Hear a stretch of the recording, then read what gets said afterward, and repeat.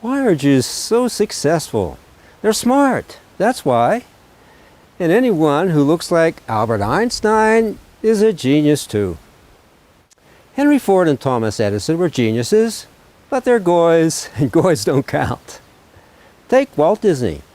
He was a genius, but didn't make much money until the Jews stock marketed him. Today, Jews like Robert Iger and Michael Eisner are making a killing out of Mickey Mouse.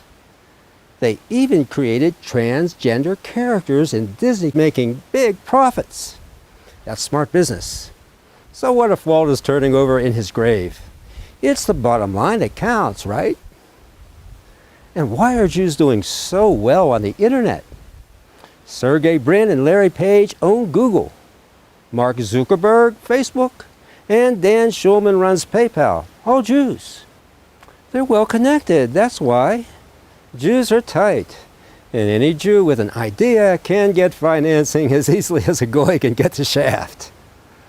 Am I being facetious? No. I grew up as a Jew in an upper middle class synagogue where connections to fame and fortune were made over lox and bagels during Sabbath day brunch. We even had the mayor speak once, and the following day at the March for Israel parade. He wasn't Jewish, but the synagogue liked him a lot. They gave him money for his campaigns, gave him good press, and even helped him with policy positions when he ran for governor. Jews are generous people, with politicians willing to return the favors. Another reason for Jewish success. Which brings me to a sensitive subject which many familiar with are loath to speak on. Why are the Jewish people hated so much? So much that the Jewish people need their own state to protect them from the Gentile people, and from the Arabs, and really everyone. I mean, you got to be honest when you're talking about anti-Semitism. For with this recent, unwarranted criticism of Israel's crimes that many are voicing, the Jewish people are being forced to run to Israel for shelter until there's not a single Jewish people left. Well, yeah, there are still some, like Schumer, Kagan, some neocons. Adelson's still here. But we're losing the best and the brightest of them due to these outbreaks. And yet, with most of them in Zion, Jews still dominate business, politics, and the press in America. This is a riddle yet to be solved.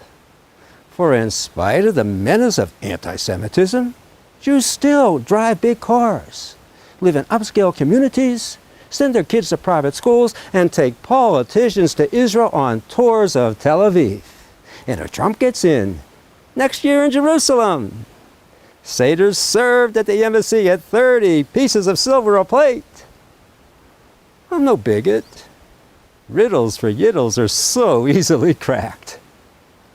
As regards the riddle of Jewish success, one important component is the Jewish stress laid on education. You see, while the children of the Goyim were sitting in front of the boob tube in a bookless home, so the narrative goes. I remember the first time as a kid going into a friend's house and not being able to exactly put my finger on why the house seemed different, and I realized there were no books in the house. And I hadn't been in homes because I hadn't been outside of the Jewish community where there weren't a lot of books around. We Jewish children were in our rooms, and even at play, with oodles of books before us, preparing to be doctors, lawyers, CPAs, and CEOs.